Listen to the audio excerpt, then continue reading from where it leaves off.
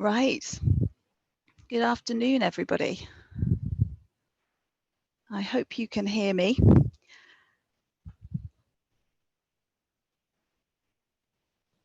And yep, I hope you can hear me. I'm going to just wait a second. I'm just having a look as more and more participants are coming in. I just want to say a couple of things. One of the things is, yeah, that's great. Okay, so got people just coming in at the moment.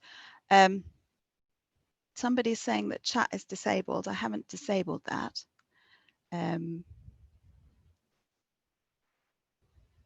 So it shouldn't be. It's not showing to me that it's disabled. But I do want to say before we get started that I've timed this session.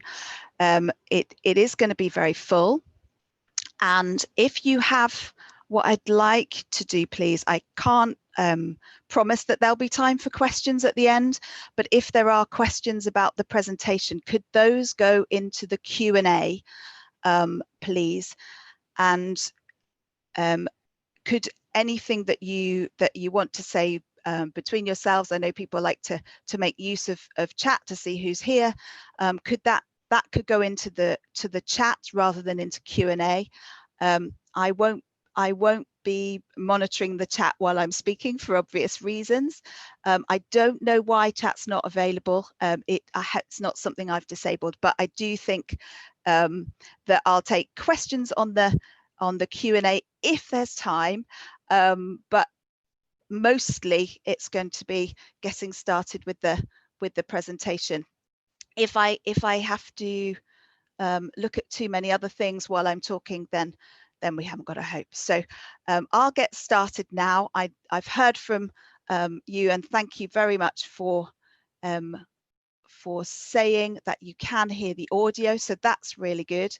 It should also be possible for you to hear, I think, the audio that's within the presentation. I've tried that out as well. So without further ado, I want to get started, and hopefully,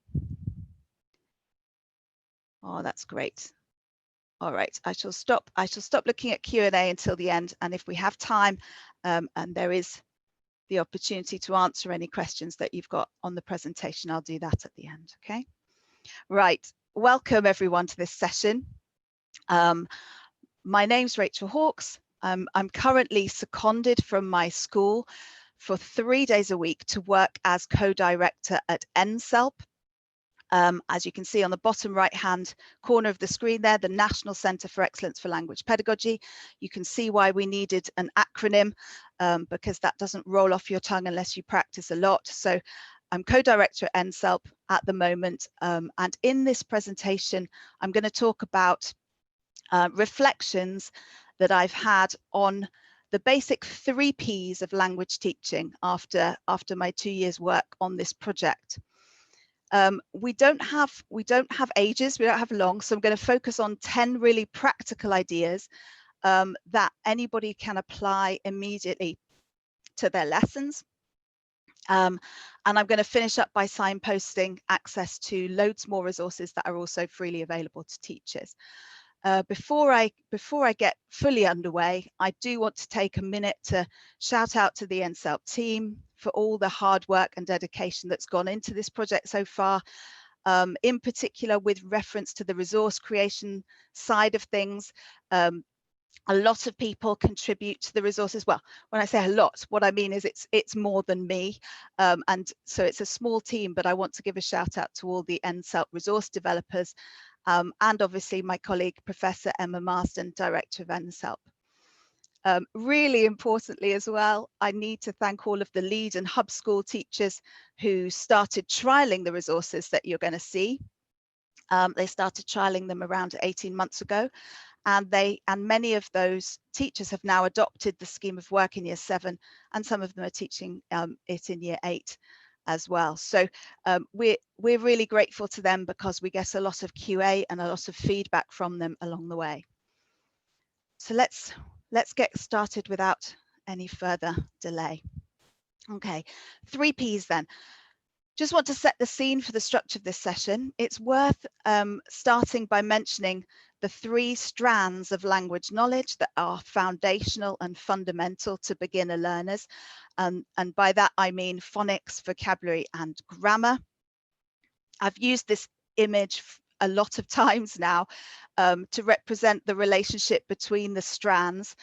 And this braid motif, this braid metaphor, signifies, amongst other things, because it is a metaphor that just keeps on giving, but amongst other things, it signifies that these 3 strands of language knowledge are interconnected, and that if they're taught together in a joined up way, it leads to more robust, secure knowledge in the similar way to the way in which a braid of 3 strands is stronger than a single thread.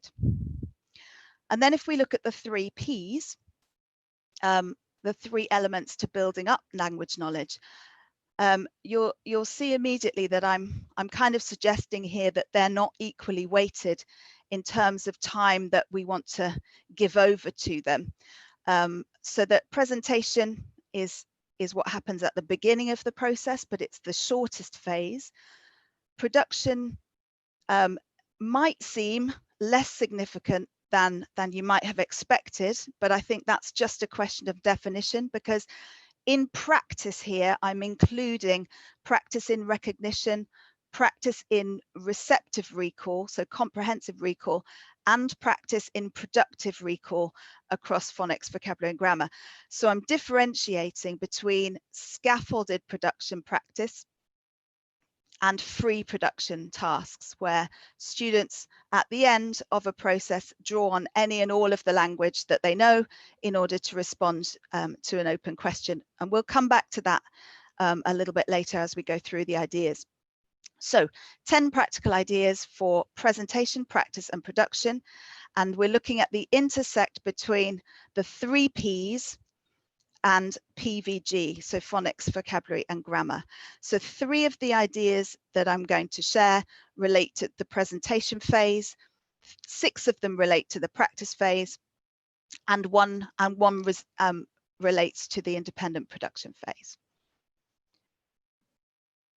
Okay, important to say, I think, that with the presentation phase of phonics, the presentation bit is just the tip of the iceberg. It's just the very, very beginning. And after it follows a lot of practice of different kinds that we'll see in a minute as well. So the key bit about presentation is that it's there, that it happens, that it's very explicit, and that it's very clear to students, and that it precedes the practice that's going to follow. So in the presentation of phonics, we would have typically, or we do in our resources, a presentation of the sound symbol correspondence itself. So just what those letters or the letter string, how that sounds in isolation from the word, how it sounds on its own. Then the presentation of that SSC, so that sound symbol correspondence within a word, within a high frequency word, and then 5 more high frequency words that contain the same SSC, just for initial practice. All of the resources we do have explicit SSC practice in them. Obviously, students who've already been introduced to an SSC might not need the presentation phase again, but quite often we do replay it and rewind it and do it again, just for reinforcement. And pupils, occasionally I have put feedback from students into these presentations, because we're beginning to get that feedback. We're beginning to get a sense of what students feel about their learning as they do explicit phonics. And so one of those things there, now I see why all these sounds matter, is just one of the comments that we've had. Okay, so a presentation bit of phonics, which would be very short, might look like this. And this is designed to take less than 2 minutes. So the presentation phase, I think that's the crucial thing, is that whether it's vocabulary, whether it's phonics, or whether it's grammar, it's very short and very explicit. So silent final consonant, quite an ironic sound symbol correspondence, given that there's no sound with it, but there's the high frequency source word. So the sound in isolation is actually no sound. So we have to have a sh for this. We have to, that's it in isolation. Then don, and then we have the 5 high frequency words. Petit, petit, pris, pris, mot, mot, mais, grand, grand. Okay, so that is what I would call presentation of phonics. Obviously, the pupils, you would have been saying and eliciting the pronunciation from students, but everything that comes after that is practice. This has been the presentation bit. Okay. So presentation, idea 2 then, presentation of vocabulary. And I've squeezed 2 ideas in here because it was just a bit too difficult to decide between them. The first idea about vocabulary presentation, again, these are not new ideas. I'm just really distilling what I think makes the most amount of difference when we're teaching in a classroom scenario. So when we're teaching in school. Pre-learning of vocabulary, so that essentially what we're saying is that the first part of vocabulary presentation can be done at home by students. They can present the vocabulary to themselves using obviously tools that we will give them, but that their first encounters with the words as pre-learning would be part of the presentation phase.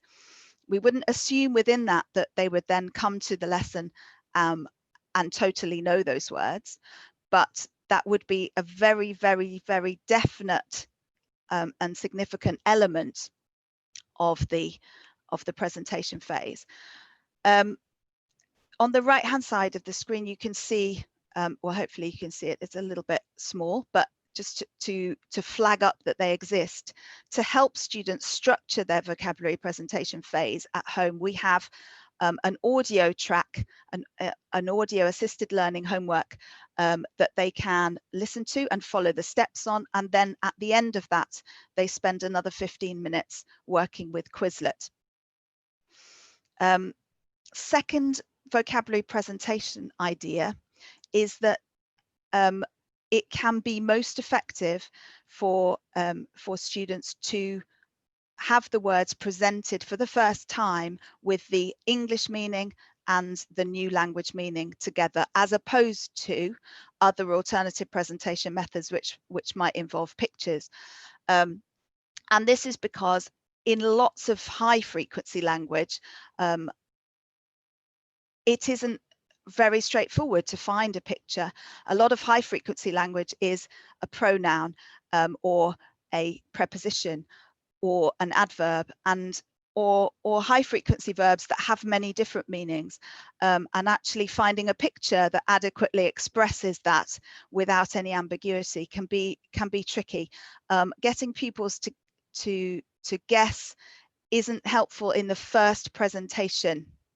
There are some caveats to that, but in general, these presenting words at the first time of encountering them as L1 to L2 translations is the most effective.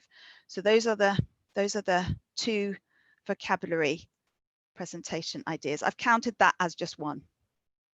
And I've done the same with grammar, because again, I had to make this fit 10 ideas, but it was a bit tricky to fit them all in. Now, grammar presentation, and the most important bit by far is grammar practice, but it has been demonstrated by a lot of studies, really a lot of studies, that in time-limited classroom settings, the most effective, most often for most learners, is a short, explicit explanation in English with target language and English examples, and then followed up by by the more important and more significant practice. Having this short, brief explanation has been shown to speed up learning and also help those learners who are not naturally analytical, who might not naturally spot those patterns and make the right assumptions about what's going on. The second idea about grammar presentation is that we would limit the presentation to parts of a paradigm rather than the whole thing.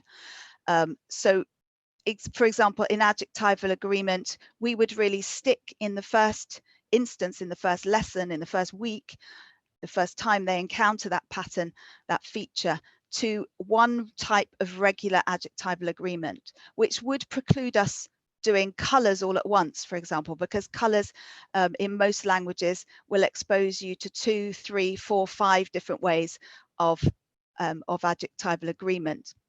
So we would choose the regular adjectival agreement, one type of it, one pattern, and present that first, whatever that meant about the vocabulary that you could use. So really choosing the feature and then finding the high frequency vocabulary to match that feature, rather than choosing first the topic and then accepting that you've got quite a mess of grammar that you need to somehow present all at once.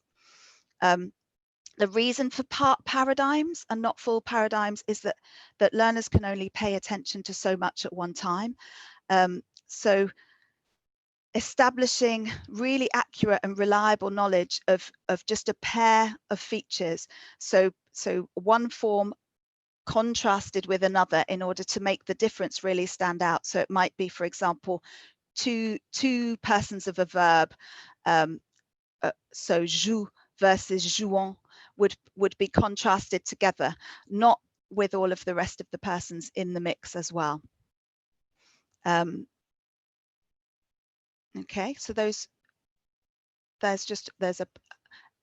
a presentation slide here just to show how simple and how pared down it can sometimes get. So this is from a year 7 lesson, present tense, AR verbs, but actually in this lesson we're just practicing the difference between the infinitive ending in AR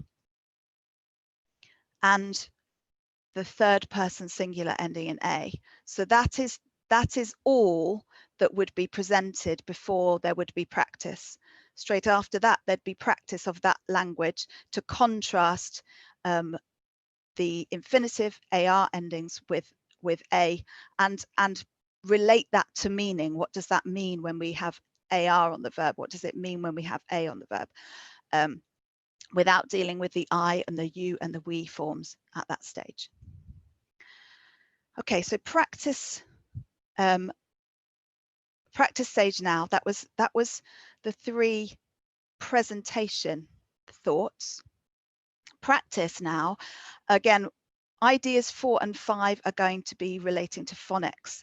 So when we practice phonics, we've done the presentation of phonics, but when we practice it, the 2 ideas that have come really clearly to the fore for me over the last couple of years, and perhaps should have been obvious before that, are these 2. One is the use of unknown words when you want to practice phonics knowledge, and the second thing is the use of minimal pairs. So I hadn't really differentiated previously between practicing pronunciation of words that they'd already met before, where essentially that's great practice, but it's actually more vocabulary practice, pronunciation practice.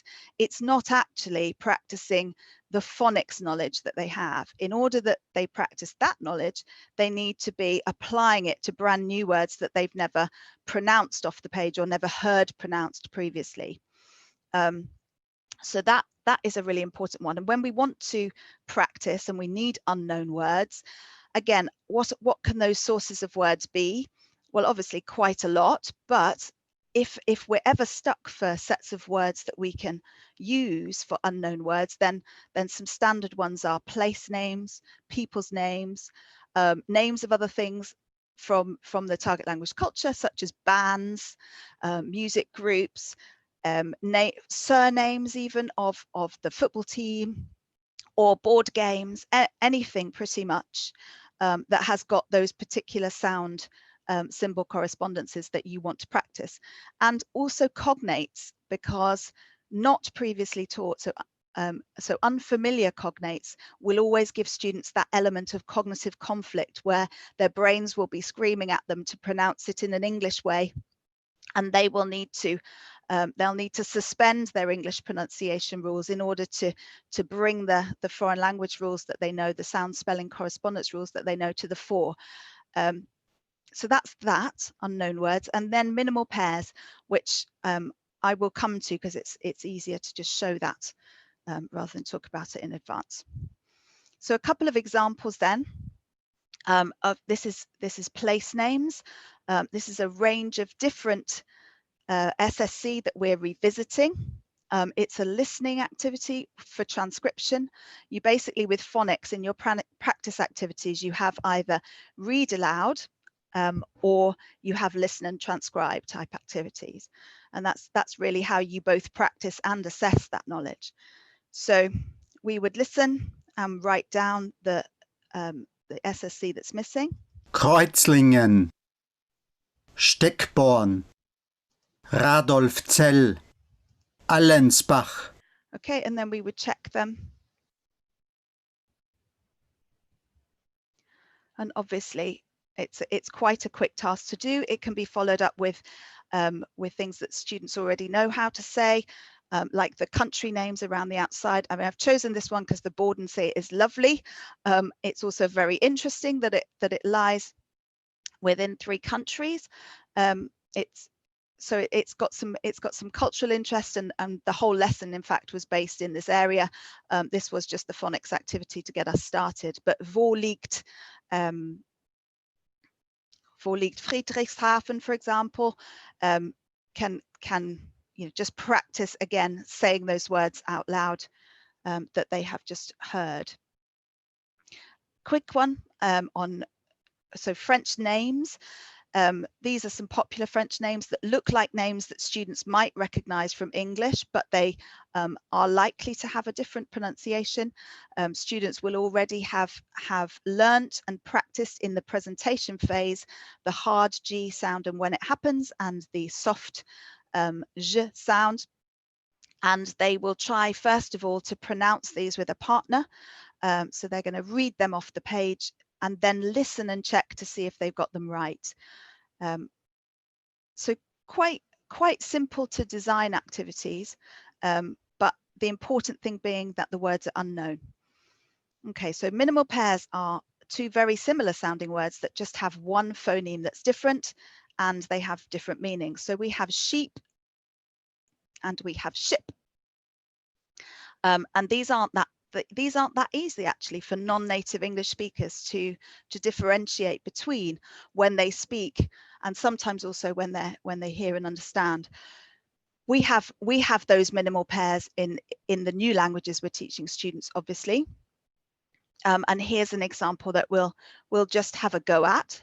So this is a German example. We are going to navigate to one of these treasure chests. We're going to start on the red square. We're going to click on I'm going to click on the green button, and you're going to hear 5 words, and you need to follow the arrows out of the word to the next word, whether it's up or down or right or left, and you will get to a treasure chest. Let's see if you can get to the one that I'm going to get to. We're starting off here on the red square. Wein, Biene, Pfeile, Lieder, Riese. Okay. Obviously, if you're not a German speaker, I probably should have told you that EI sounds like I and IE sounds like E. Otherwise, you could be in a completely different place by now. If you did follow it, you should have found yourself to treasure chest R, and you would have got some treasure as opposed to not getting any treasure if you'd arrived somewhere else. This is a really popular activity and really useful for differentiating very small differences in sounds. Slightly different one. This activity highlights the similarities and differences in the English and French pronunciation of the SSC sh, using near cognates which haven't been previously taught.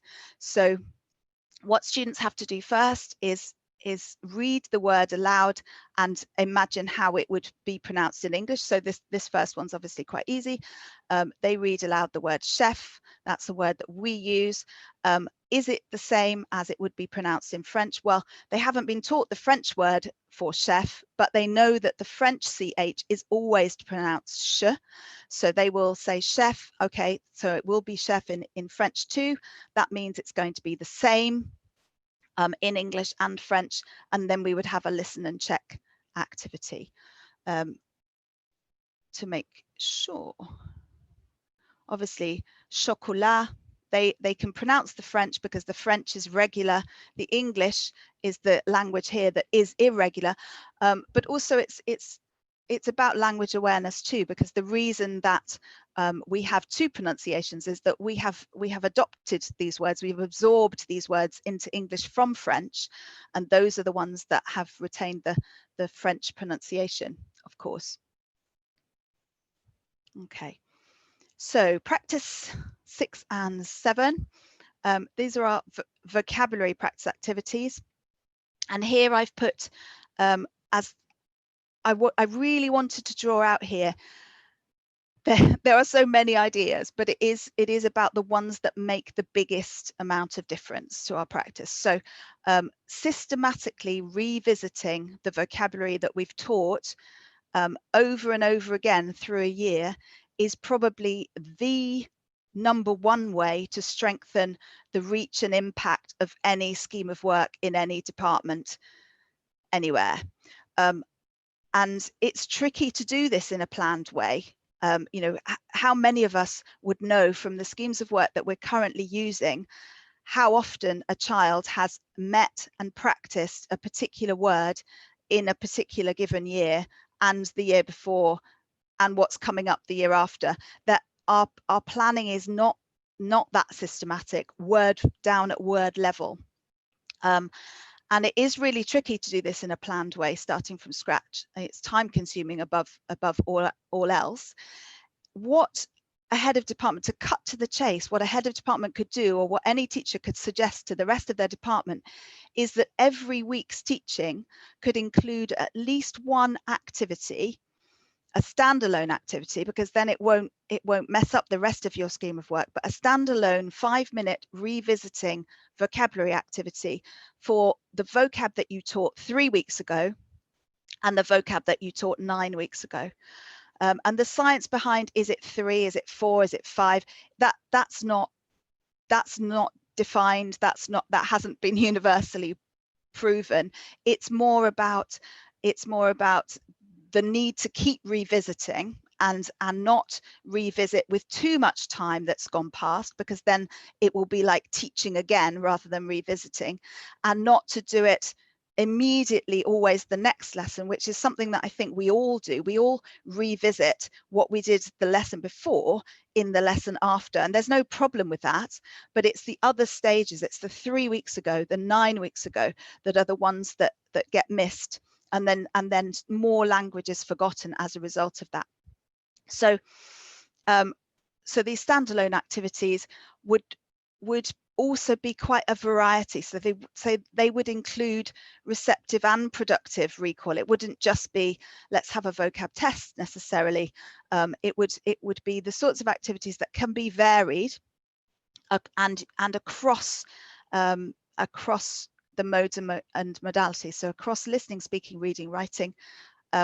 And to make this doable for any department, to increase the systematicity with which they revise words with students, I think we're going to need some simple templates that people could adapt. So I've taken out of I don't think they need to be all singing and all dancing. I think they can be quite straightforward things.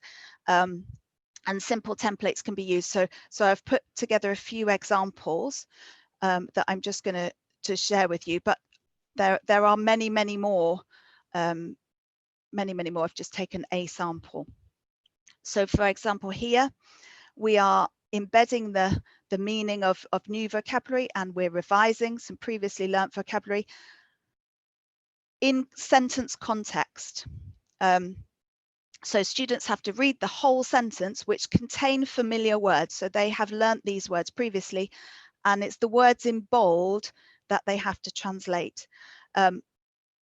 Clearly, this revises more and gets them to think more and is more holistic than just writing down the word mala and saying, what does that mean?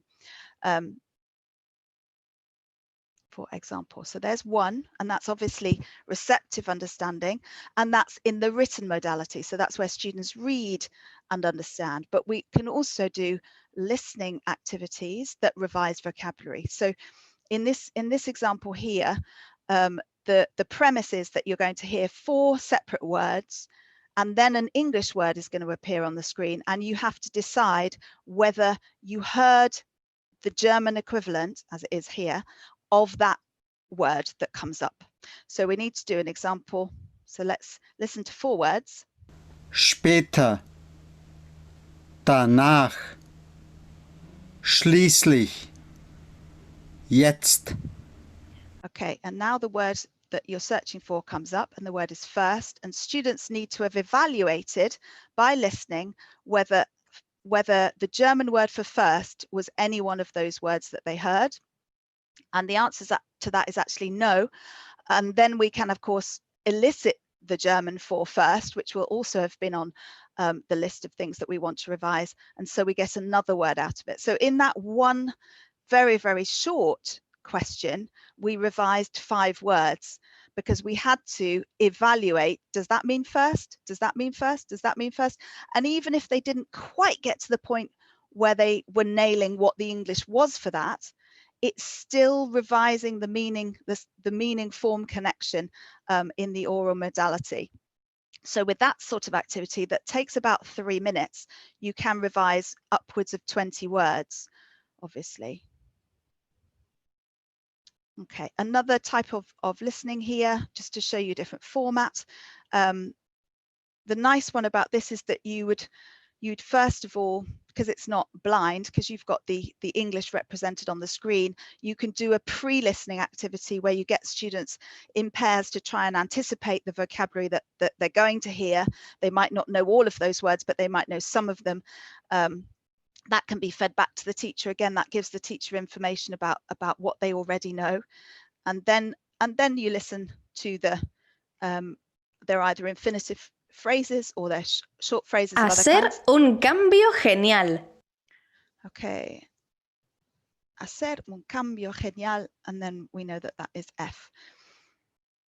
Okay, so those, what I'm trying to do here is show standalone activities. This doesn't have to have anything to do with what you're going to then focus on in your lesson. It can just be that you are bringing this back from learning 3 weeks ago, putting it into this lesson here to refresh that vocabulary.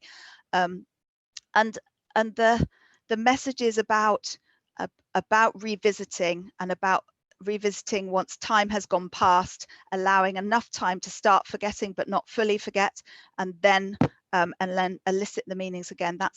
Those messages are quite strong. This is another one I like. We've got 3 different possibles. We're going to listen, and we have to decide which is the version. They differ in detail, so they're all very similar statements with small details that are different, and the details are obviously the bits of target vocabulary that we really want to be revising here. So just play the first one. Oben in meiner Wohnung findet eine Geburtstagsparty statt. Okay, so I have highlighted the bits here that are the key difference moments, just to help students with the first one, but you can see I haven't bolded the rest of them, and that's because we want also students to be the ones who read things carefully. We need to teach careful reading. You know, this isn't a million miles away from the sort of activity that they would do later on in exams, where it is a question of noticing the difference in the small detailed difference, if you like. Okay, an oral activity now, very straightforward. The prompt word coming up in English in the middle, and all of the possibles that we're revising, and we're about to revise all of these round the outside. Obviously, the first few letters are provided here to facilitate retrieval. You might decide to reduce to one letter. You might just have one letter at the beginning, one letter at the end to sort of show the size of the word. You can tweak the layers of challenge infinitesimally here. You don't even have to have any letters given as a prompt. You could just prompt with the English or elicit the words. That's completely up to you. Again, another speaking, this is a pair work where again, this is all lexical work. So this hasn't been done to practice grammar. This is purely lexical. Person A starts off the sentence, person B has to finish it. I mean, A and B can swap roles sort of on and on and on through this task, but essentially it's finishing the sentence as many ways as you can. With this one, all of these could be done, with the exception maybe of buying fish, but I'm sure people could argue, miss, I buy fish in my school every week in the canteen. It could be argued. This one's slightly clearer cut. Things that you could have done yesterday at the market, probably most likely those 4 things. Again, it's revising vocabulary, but in an oral, productive capacity. This is writing, just to try and show the full range. This is supported writing, obviously, because we're going to be revising here words that they haven't seen for 9 weeks. So we're not going to expect that they'll be right at the tip, on the tip of their tongue or on the tip of their pens. So ein Synonym für bekommen, a synonym for to receive, bekommen, which is a word they obviously know. They're going to see 3 words appear and disappear separately. They're not allowed to write until they've seen all 3 words appear and disappear, and then they write down the one that they think is correct. So they need to have their pens down on the table at this moment. They're having to make their decision. They're getting 3 options. Now they write. Now they see that was the answer. That was the synonym for bekommen. Last month of the year, we're going to see 3.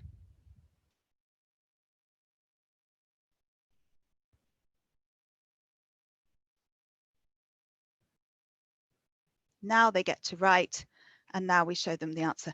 Again, it's supported recall, even though it's productive. But obviously, that is a question of just the teacher thinking, well, how long is it since they've seen these words? How long will it take to revise them, etc., etc. Okay. Ooh, I'm going to have to speed up now. 8 and 9, right? So the two practice ideas for grammar. The first one is inserting an extra stage that's not typically there in a lot of courses, or in a typical approach that we might think in our heads to presentation practice grammar. We often would present a grammar rule. We then might go straight to productive practice of that rule. That would be quite normal, that we then might have a drill or a gap fill task, or it is even possible that if we're following a textbook, there'll be some listening and reading. But the thing is that the listening and reading won't be about the grammar. It will be about holistic understanding in general of words that come up in that lesson. It won't be about the minute connection between a verb ending and its meaning, or between an adjective ending and its gender. So this is about inserting listening and reading practice of the grammar before you do productive practice. And so that's idea 1 for grammar practice. The second idea is that the sorts of tasks that they can do immediately when they've got brand new grammar are quite scaffolded, but they need to be, they're not drills, They're not where the person who you're talking to already knows what you're going to say and can answer you before they've even heard you. They are very much communicative in the sense of they're contingent. The communication only works. You can only have an answer if you've listened to what the person has said very carefully. However, they're not like a free-flowing conversation where I could ask you anything. That you are structuring it for students so that their attention is focused very, very, very clearly and narrowly on the new grammar feature that you're practicing. So you trap that form in productive practice. It might look superficially like a drill, but it's really not a drill, which is why I've put this is not a drill on it. So just a couple of examples. This is obviously the next part of that lesson where I showed you the grammar explanation. So we're looking at the difference between the inflected form, habla, with the A on the end for he, she, and the infinitive form, escuchar, comprar, hablar. So students just have to read these initially and decide whether we're talking about the action in general, where there's no time and there's nobody involved. It's just the general idea of the action. As we know, that's what's represented by an infinitive, or is someone doing the action? And that's the decision that they have to make. Seems very, very, very straightforward. However, taking the time to do it is really paying dividends. It's the sorts of things that students are responding to and saying, yeah, this is making me understand it better because I'm just getting to focus on the contrast between these two things. And that's helping me notice the difference. It's helping me make that connection between the form and the grammar. Here would be a listening, very, very similar idea. Are we listening out for somebody doing it, or are we hearing just a phrase about the activity in general? Lee frases interesantes. Okay, and you can already notice that when you have to listen to it, it's not quite as straightforward as reading it. So practicing the grammar in listening is just so important.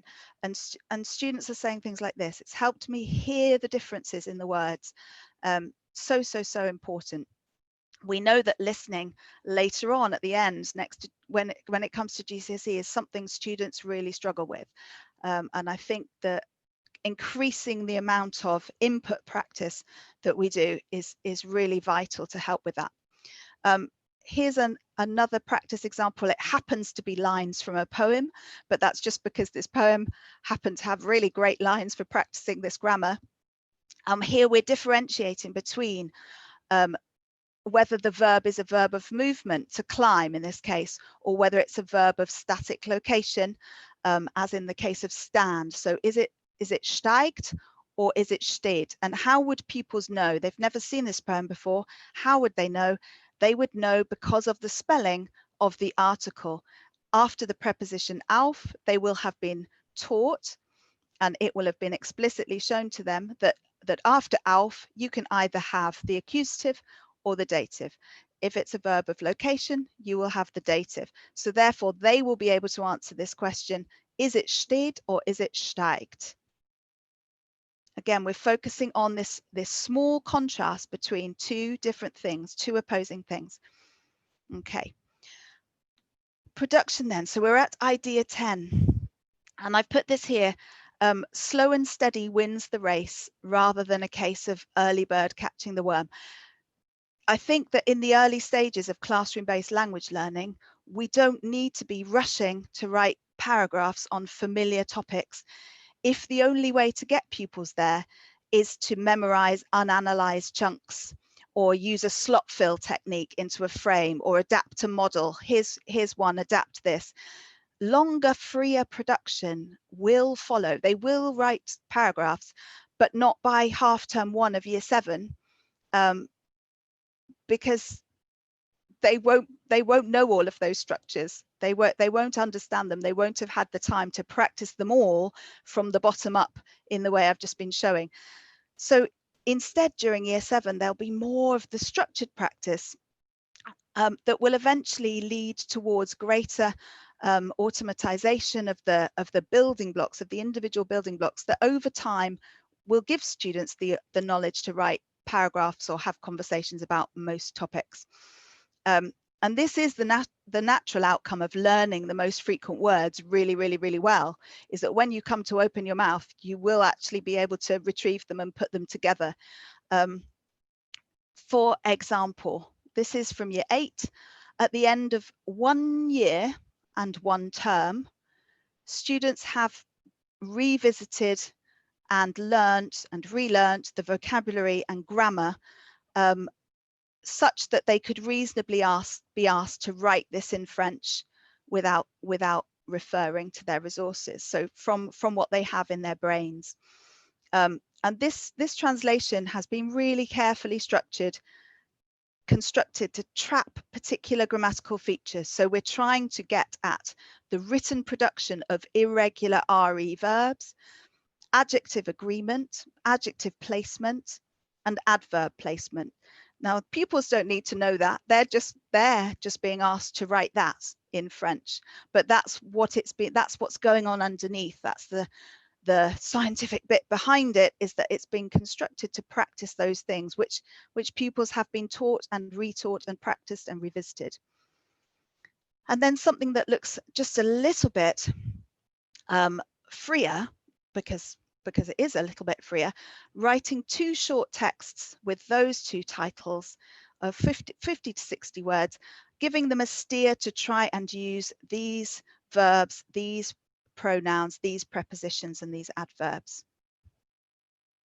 And again, after 1 year and 2 terms, so at the end of Easter term year 8, this is what we would reasonably expect students to be doing. So, conclude in summary. Presentation phase, short but important. In vocab learning, it can even start pre-lesson with flipped learning to allow for more practice time within the lesson. Practice is the biggest phase. It really importantly includes input practice, so receptive and productive output practice across all of the 3 strands, phonics, vocab, and grammar. And these are sort of meaningful practice tasks. There is some control of the language. The teacher has controlled the language to trap particular forms, but the choices that students need to make are about the meaning as well as the form. So they're about as far from drills as you can realistically get. And then the production phase, much more emphasis on productive practice than free production in the early stages to make the optimum use of lesson time. But when it does happen, it is really likely to be more secure and more enjoyable for students. Quick next steps. If you are interested to know more about the work of NCELP, there is a free Introduction to NCELP conference on the 20th of November. It's a Friday. If you can't attend in person, you can sign up for it and see the sessions afterwards. If you, I would really highly recommend that you visit the NCELP portal and sign up to the mailing list just so that you can be informed without having to remember to go there yourself. I'm doing 2 free Advent webinars in December. On the 5th of December, I'm doing Culture and Cultural Capital in the Language Classroom. And on the 12th of December, these are Saturdays, I am doing Making Practice Meaningful. I said they're free. They are free, but I am actually raising money for an amazing group of 64 boys and girls who live in 3 orphanages in Arequipa in Peru. I know them, I've visited them. I am desperately trying to raise £5,000 for them. And I'm about 20% of the way there and want to get there by Christmas. So I'm putting in 2 webinars, hoping that I can get some donations. So please do sign up and please do visit the Just Giving page. I also want to flag that any of the year 7 and 8 lessons can be seen as filmed versions of the lessons on the Oak Academy website. And not everybody knows that yet. So if you've never visited the Oak Academy website, I would recommend that you do, and you'll be able to see NCELP lessons being taught, although obviously it's a version of that lesson because it's not being taught with the class in front, it's being taught to camera. But still, I recommend that to get more familiar with NCELP. And BBC Bite Size. has got some little video clips of NCELP teachers talking about grammar with a bit of classroom footage as well, and phonics the same. I hope that's been useful. I can see that there are 40 questions in the Q&A. Will we be, I'm going to start at the bottom. I know that's mean, but we haven't got very long. Will we be able to access this resource after the session? Yes is the answer, and on the NCELP portal is the answer. So you can access the whole, obviously the videoed session for a month on this website, how you got through the link that you signed up for. If you keep going back to that for the next month, you'll be able to see this video. The actual resources within with the raw slides, as it were, will be on the NCELP portal. So I would go to the NCELP portal, sign up for the mailing list, and you'll get a link. You'll get a link to where it is, but it will be on the news page. Will NCELP focus on primary teaching at all? A really good question. There are hopes for that. It's not our current remit, but watch this space. There would definitely be. It would be very useful if we could. Can you please send the recording of this session? You can access the recording of this session as soon as I stop live streaming. You'll be able to get it, as I understand it, from the link that you signed up to. What did you use to create the pirate exercise? Just triggers. So it's a template. If you have the template, if you download the raw slides, what we do now when we want to adapt it and make different ones is we just start with the basic slide and then tweak it. You'll be able to see all the nuts and bolts when you take it apart. It's neat, but it's not complicated. Regarding PVG, what percentage should I teach them? That's a really good question.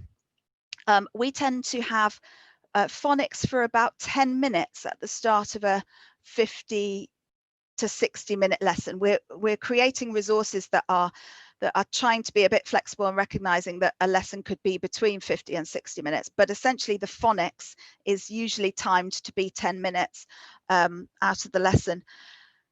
Another 10 minutes purely on vocabulary revisiting. So we often have just distinct activities at the start that are refreshing the vocabulary for another 10 minutes. So say that's out of the 50 as well.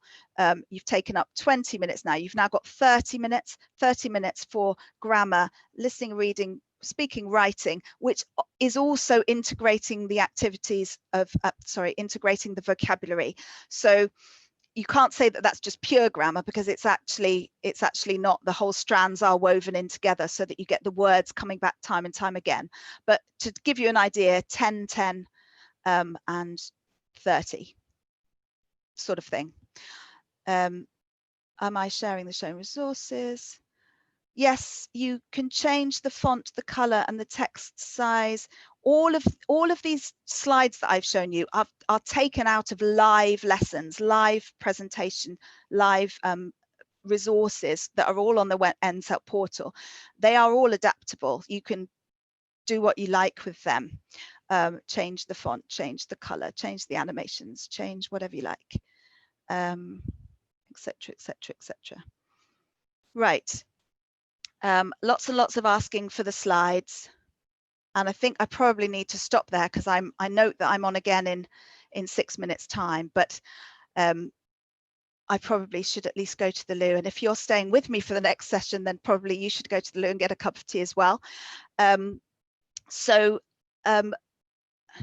Yes, we use gestures and actions to teach phonics. That's another question that I've just seen.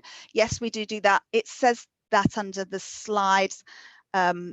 We say that they're optional, because the research on whether using gestures is really good or not so good, it is a little bit mixed. Some studies suggest that it is really important. Other studies suggest that it's not that important and might even detract from the focus of listening to it and seeing how the sound is represented in letters. I personally like gestures, so until anyone tells me that there's no research that supports it, I'll probably still be doing it. I think I'm gonna call it a day there, because I'm seeing lots more questions about the where to get the presentations, which I've already covered. So thank you very, very much. If you're staying with me, I shall see you in 5 minutes time. 5 minutes, go and get yourselves cups of tea or coffee, and please join me on the any of the December ones, when there'll be a lot more. Those are an hour and a half, and they're at 3:30 on 5th of December and 3:30 on the 12th of December. And if you download this presentation, you can follow the link to sign up. They're on Eventbrite. You just need to click this link here and it will take you straight there. So please do that, and I hope to see you again soon. Thank you very much. I just need to find a way of getting out of here, I think. Right, now I've forgotten whether I'm meant to stop the recording or whether I'm just meant to go out of here. Anyway, I shall see you in 3 or 4 minutes time. Thanks very much, everybody. Okay.